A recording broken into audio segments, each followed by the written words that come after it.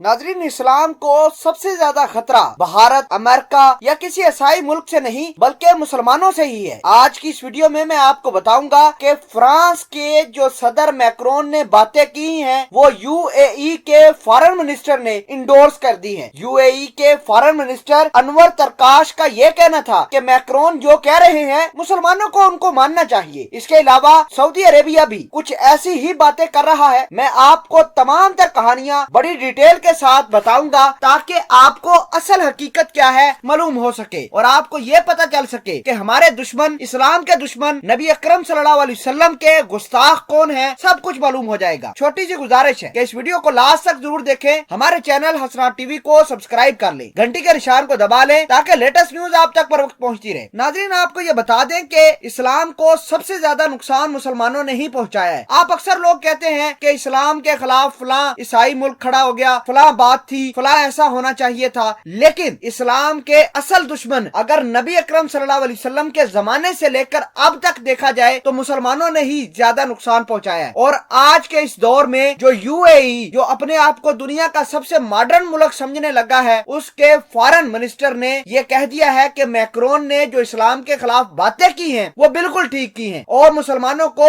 वो बातें एक्सेप्ट करनी चाहिए। आप खुद देखिए कि ये बंदा जो फ्रांस के हमायत में उठ खड़ा हुआ है, इसकी काबिलियत क्या है। इसी तरह के लोग नबी अकरम सल्लल्लाहु अलैहि वसल्लम के जमाने में भी हुआ करते थे, जो पैगंबर सल्लल्लाहु अलैहि वसल्लम को देखकर अस्सलामु अलैकुम या नबी अल्लाह कहते थे और बाद में मुखालफीन और काफरों के साथ मिलकर पैगंबर अकरम सल्लल्लाहु अलैहि वसल्लम के खिलाफ साजिशें किया करते थे। नाज़रीन, आपको ये बता दें कि अगर किसी गैर मुस्लिम ने इस्लाम को जाना नहीं, इस्लाम को पढ़ा नहीं, अगर वो इस्लाम के खिलाफ बातें करता है तो किसी न किसी हद तक मुसलमानों को ये समझ आती है कि इसने इस्लाम चूंकि नहीं पढ़ा इसलिए इसकी तरबियत करनी जरूरी है। एक ऐसा शख्स जो इस्लाम को जानता है, इस्लाम की तालीमात को जानता है और मुसलमानों की साइकी को भी जानता है कि अगर किसी ने पैगंबर अकरम सल्लल्लाहु अलैहि वसल्लम के बारे में गुस्ताखी की तो मुसलमान उसके ऊपर मर मिट जाएंगे, मुसलमान उसको छोड़ेंगे नहीं। मैक्रोन का हाल भी यही था, उसको इस्लाम का पता तो नहीं था, लेकिन दुबई वाले लोगों को इस्लाम का पता जरूर है, इस्लाम को जानते हैं, अडॉप्ट किए हुए हैं, लेकिन फिर भी मैक्रोन को सपोर्ट कर रहे हैं। तो इसका मतलब ये है कि मैक्रोन की बात को इंडोर्स किया है यूएई ने। नाज़रीन ग्रामी, अब आपको ये बताते हैं कि सऊदी अरेबिया के हालात कैसे हैं। तो सऊदी अरेबिया के भी हालात कुछ ऐसे हैं कि मैक्रोन बातें करता रहा लेकिन सऊदी अरेबिया ने